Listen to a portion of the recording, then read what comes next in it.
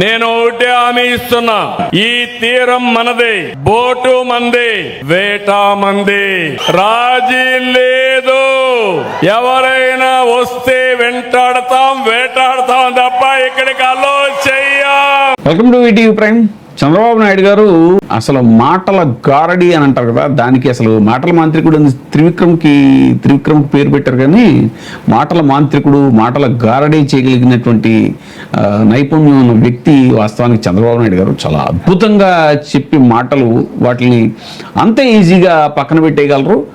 నీటి మూటలు అన్నట్టుగా అస్సలు చాలా కన్వీనియంట్గా దాన్ని తిప్పేయగలరు బోర్డు. తాజాగా ఆయన మత్స్యకారుల సేవలు అని చెప్పేసి మే 19న పొట్టి శ్రీరాములు నెల్లూరు జిల్లా కావలి నియోజకవర్గం తుమ్మలపెంటలో ఆర్భాటంగా ఒక సభ ఏర్పాటు చేసి 1,30,796 కుటుంబాల ఖాతాల్లో 262 కోట్లు జమ చేస్తున్నాం అని చాలా ఘనంగా ప్రకటించడం జరిగింది. తీరా చూస్తే క్షేత్రస్థాయిలో పరిస్థితులు మాత్రం భిన్నంగా ఉన్నాయి అని మత్స్యకారులు అబోధుగోమంటున్నారు. రాష్ట్ర వ్యాప్తంగా గత నెల 18న మత్స్యశాఖ ఆధ్వర్యంలో వేట నిషేధ లబ్ధి కోసం రిజిస్ట్రేషన్ ఉన్న బోట్లపై ప్రభుత్వం లబ్ధిదారుల ఫోటో గుర్తింపు సర్వే చేపట్టింది. నెల్లూరు, ప్రకాశం, కృష్ణా, అంబేద్కర్ కోనసీమ, కాకినాడ, విశాఖ, అనకాపల్లి, బాపట్ల, తిరుపతి, విజయనగరం, పశ్చిమ గోదావరి జిల్లాల్లో సర్వే అనంతరం 1,52,248 మంది లబ్ధిదారులని గుర్తించింది.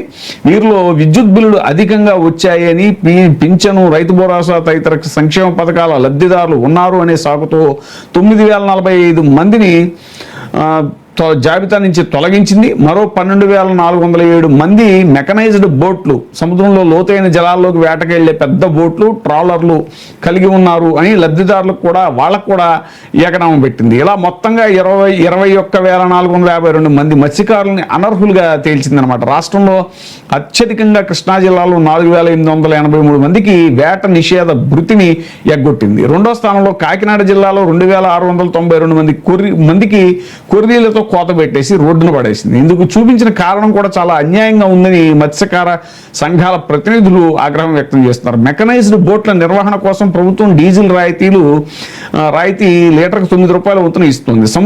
సముద్రంలో వేటకు వెళ్లే మెకనైజ్డ్ బోట్ల రాయితీ డీజిల్ 1000 లీటర్ల కంటే కూడా తక్కువ వినియోగించారు. అంటే సముద్రంలో వేటకు వెళ్ళలేదని నిర్ధారణకు వచ్చి ఆ సాకుతో వారి పేర్లను జాబితా నుంచి తొలగించింది. పోనీ వేట నిషేధ భృతి పొందేందుకు రాయితీ డీజిల్ వినియోగించాలనే విషయాన్ని ఎక్కడైనా చెప్పిందా అంటే అది లేదు అని మత్స్యకారులు ఆగ్రహం వ్యక్తం చేస్తున్నారు. కేవలం ఆర్థిక సాయం ఎగనామం పెట్టేందుకే ఈ నిబంధనని అర్ధాంతరంగా అమలు చేశారు అని చెప్తున్నారు. చేపలు మంచి ఆహారం. మళ్ళీ చెప్తున్నా, ప్రపంచమంతా ఎందుకు కొంటున్నారంటే ఇప్పుడు ఎక్కువగా కార్బోహైడ్రేట్స్ తింటున్నాం. బియ్యం అంటే కార్బోహైడ్రేట్, అది తింటే షుగర్ వస్తుంది. షుగర్ వస్తే గేట్వే ఫర్ ఆల్ డిసీజెస్, అన్ని రోగాలకు గేట్వే.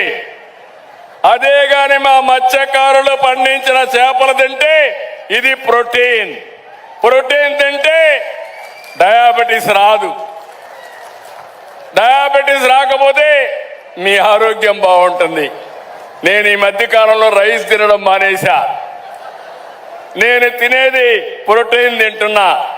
ఆ ప్రోటీన్ పండించేది మా మత్స్యకారులని మరొకసారి విజ్ఞప్తి చేస్తున్నా.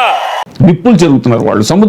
సముద్ర వేట కోసం ఒక్కో బోటుపై 8 నుంచి 10 మంది సముద్రంపై వేటకు వెళుతూ ఉంటారు. అటువంటిది ఒక్క కాకినాడ జిల్లాలో 385 మెకనైజ్డ్ బోట్లు ఉంటే 27,070 మందిని అర్హులుగా గుర్తించి జాబితా కూడా తయారు చేశారు. తీరా చూస్తే 1,00,000 కొర్రీలతో ఒక్క జిల్లాలోనే 2,692 మంది పొట్ట కొట్టి నిషేధ భృతికి ఎగనామం పెట్టారు. వీరిలో అత్యధికంగా అన్యాయం అయిపోయింది కాకినాడ నగరం, జగన్నాథపురం, ఏటిమొగ, దుమ్ములపేట తదితర ప్రాంతాల్లో 2,500 మంది కావడం గమనార్హం. వీరంతా కాకినాడ మత్స్యకార అసిస్టెంట్ డైరెక్టర్ కార్యాలయాన్ని ముట్టడించారు. 61 రోజుల పాటు ఉపాధి లేక అప్పులు చేసి కుటుంబాలను నెట్టుకొస్తే ఇప్పుడు ఇలా కొర్రీల మీద కొర్రీలు వేసి సాయం ఇవ్వకుండా మొండి చేయి చూపించడంపై మత్స్యకారులు మండిపడుతున్నారు. ఇదే విషయాన్ని అంబేద్కర్ కోనసీమ జిల్లా ఇన్ఛార్జి JDLBS వర్ధన్ వద్ద ప్రస్తావిస్తే మెకనైజ్డ్ బోట్లపై వేటకు వెళ్లే మత్స్యకారులకు సాయం జమ కాని విషయాన్ని శాఖ కమిషనర్ దృష్టికి దృష్టికి తీసుకువెళ్తాము అని చెప్పేసి కూడా అన్నారు. ఈ మత్స్యకార సేవల పథకం వెన్నుపోటుతో ఈ వెన్నుపోటు పొడిచారు దీనికి ఈ పథకానికి అనేటువంటిది మాటల గారడీతో సీఎం చంద్రబాబు మత్స్యకారులను బురిడికి కొట్టించారు.